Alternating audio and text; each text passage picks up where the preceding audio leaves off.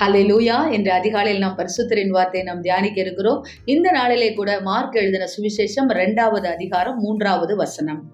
அப்பொழுது 4 பேர் ஒரு திமிர்வாதக்காரனை சுமந்து கொண்டு அவரிடத்தில் வந்தார்கள். 4 பேர் திமிர்வாதக்காரனை சுமந்து கொண்டு, நடக்க முடியாத திமிர்வாதக்காரனை சுமந்து கொண்டு தேவனிடத்தில் வந்தார்களாம். ஆம் தேவ ஜனமே, அநேக வேளையிலே நாம் சுமக்க முடியாத சுமைகளை நாமே சுமந்து கொண்டு இருந்து, ஐயோ அப்பா என்று சொல்லி கதறுகிறவர்களாக, இந்த நிலை ஏன் எனக்கு என்று சொல்லி கூச்சலிடுகிறவர்களாக இருக்கிறோம். நாம் செய்ய வேண்டியது என்ன தெரியுமா?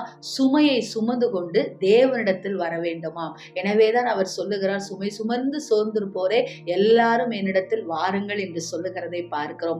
ஆனால் இந்த இடத்துல நீங்கள் வாசிக்கும் பொழுது, திமிர்வாதக்காரன், திமிரினால் வந்த வாதம், பெருமையினால் வந்த வாதம், அவன் தேவனிடத்தில் வரவே மாட்டான். அவனை சுமந்து கொண்டுதான் வர வேண்டும். அப்படிப்பட்ட சூழ்நிலை இருக்கிற உங்களுடைய வாழ்க்கையில் இருக்கிற முரட்டாட்டமான காரியங்களை, முரட்டாட்டமான மனுஷர்களை, திருத்தவே முடியாது என்கிற மனுஷர்களை தேவனிடத்தில் சுமந்து கொண்டு வாருங்கள். உங்களால் ஒரு மயிரையும் வெண்மையாக்கவும் கருப்பாக்கவும் முடியாத சூழ்நிலையிலே எந்த மனுஷனையும் நம்மால் என்ன செய்ய முடியாது? திருத்தவும் முடியாது, திருந்த வைக்கவும் முடியாது.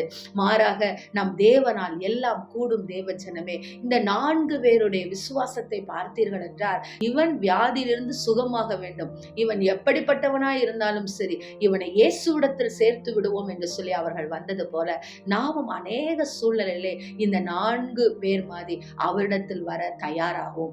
எப்படிப்பட்ட சுமையா இருந்தாலும், எப்படிப்பட்ட சூழ்நிலையா இருந்தாலும், எப்படிப்பட்ட சோகமான நிலையா இருந்தாலும், மகிழ்ச்சியான நிலையா இருந்தாலும், மனுஷர்களா இருந்தாலும், இதோ சகலவித போராட்டத்திலே சிக்கி தவிக்கிறவர்களா இருந்தாலும், உங்கள் குடும்பத்தை அலங்க அடிக்கிறவர்களா இருந்தாலும், எல்லோரையும் தேவனிடத்திலே கொண்டு வாருங்கள்.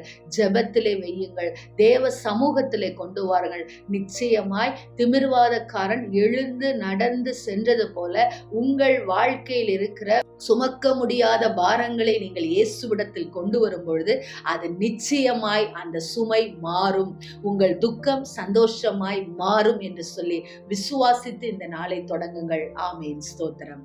எங்களை நேசிக்கிற எங்கள் நல்ல தகப்பனே, இந்த நாளிலே நாங்கள் கேட்ட வார்த்தையின் பிரகாரமாக ராஜா, 4 பேர் எப்படி திமிர்வாதக்காரனை சுமந்து கொண்டு உங்க சமூகத்திற்கு வந்தார்களோ, அது போல நாங்களும் எங்கள் குடும்பத்திலேயோ, எங்கள் சுற்றி இருக்கிற சூழ்நிலைகளிலேயோ, வேலை ஸ்தலத்திலேயோ எங்களால் தீர்க்க முடியவில்லையே என்று சொல்லி பிரச்சனைகளையும் மனுஷர்களையும் போராட்டங்களையும் நாங்கள் இருதயத்திலே வைத்துக்கொண்டு புலம்பாதபடிக்கு உங்க சமூகத்திற்கு கொண்டு வந்து வெற்றிகளை பெற்றுக்கொள்ள எங்களுக்கு கிருபை கொடுங்கன்னு சொல்லி ஜெபிக்கிறோம். இயேசுவின் நாமத்தில் நாங்கள் அப்படிப்பட்ட வல்லமையை அப்பா பெற்றுக்கொண்டு ஜெபிக்கிறோம் நல்ல பிதாவே. Amen. Praise the lord. Hallelujah.